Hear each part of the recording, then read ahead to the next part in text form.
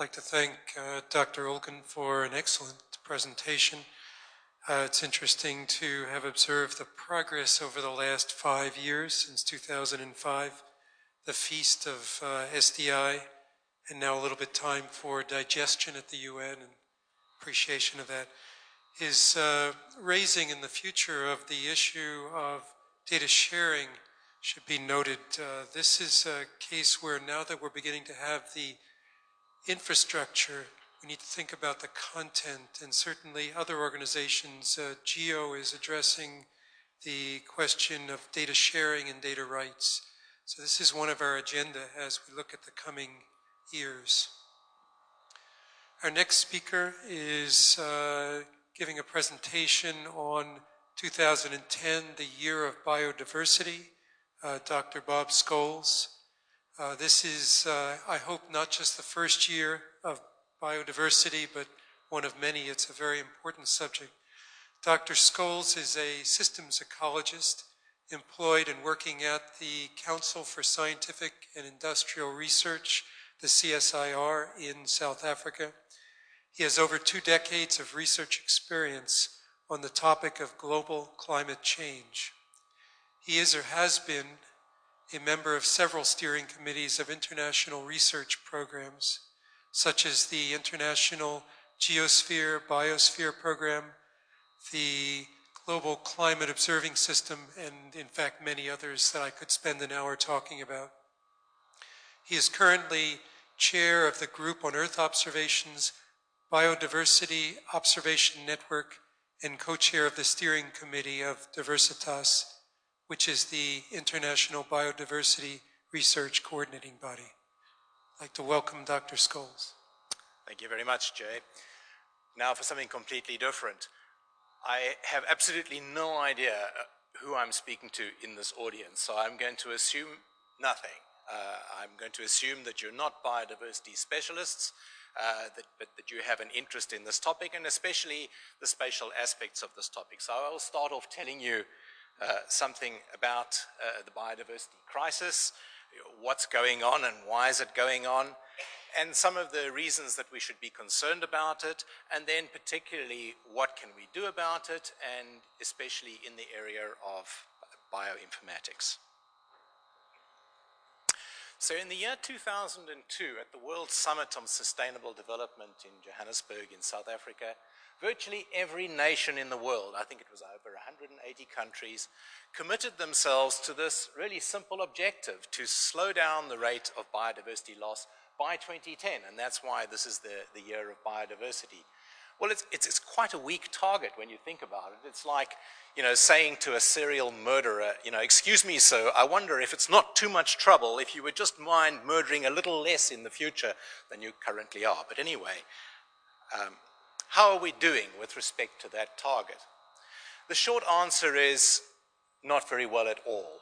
Over the period of the last decade, in fact, the rate of biodiversity loss has accelerated rather than decelerated, and we can measure this in very many ways. This is an index of the number, the fraction of the organisms within a particular class who are essentially not assured of a continuation in the near future. And you can see that for many groups, the fraction that is not secure has gone down, and some at an alarming rate. In particular, look at the rate at which corals are being faced with extinction.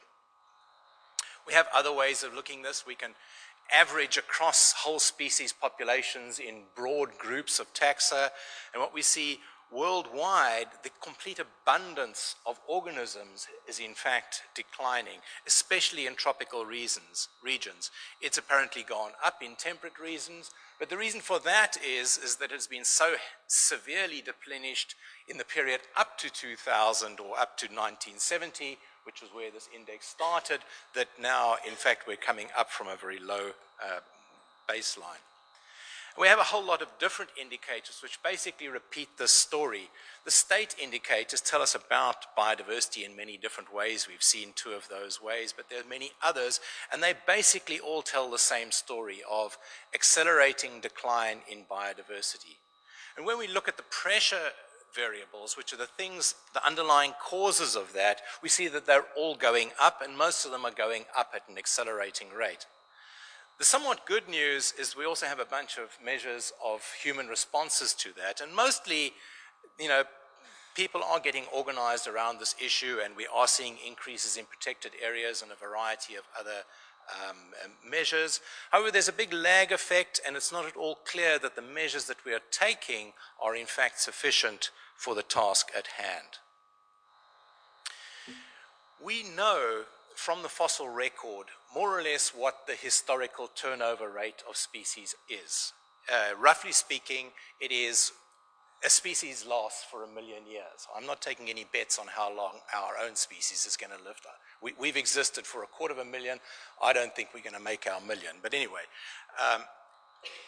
that means that currently there's about 1.6 million species known to science. There are various estimates of how many species there are in total on the world, some an order of magnitude higher than that. But if we just work with the more or less 1.6 million, so we would expect to see just under 2 species go extinct a year at the natural rate of turnover.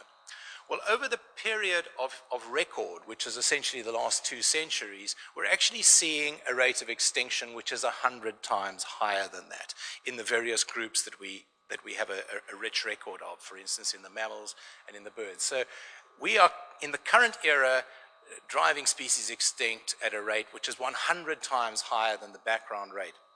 Where it gets really scary is where we project this forward into the end of this century. Now, these projections are controversial because a lot of assumptions go into them, but the arguments are really around, the details rather than around the big picture.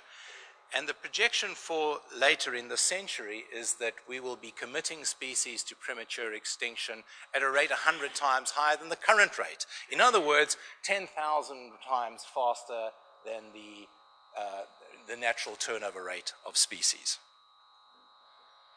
Now, this is not the first time in the history of the Earth that we've had massive species losses. We refer to the current era as the 6th extinction crisis. We know of at least 5 in the past.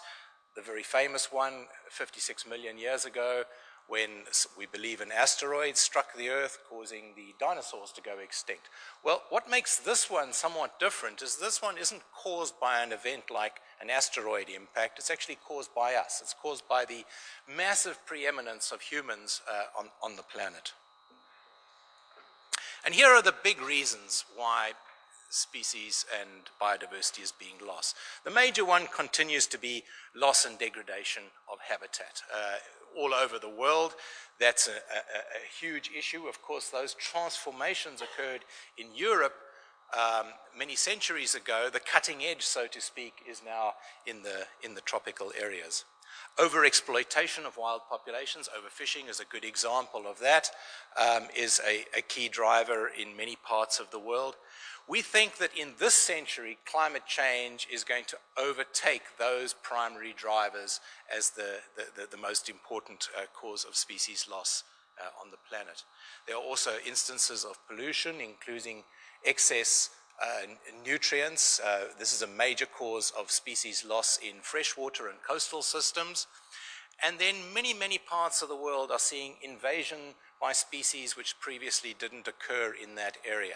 So as a result of our transport networks, and very often as a result of deliberate introductions, we are seeing species occupying new parts of the world and becoming fantastically successful there to the detriment of the species that already existed. So when we put these into models of climate change and land use change and human demands on the biosphere, we can make future scenarios. The sad part about this is that even under our most optimistic scenarios of the next century, even if we sort of go deep green, we continue to lose biodiversity. We can almost straighten the line, in other words, get it, the rate constant, but under most scenarios, in fact, the rate of species biodiversity loss accelerates for the remainder of this century. Well, why should we worry about it? Well, for many of us, this is an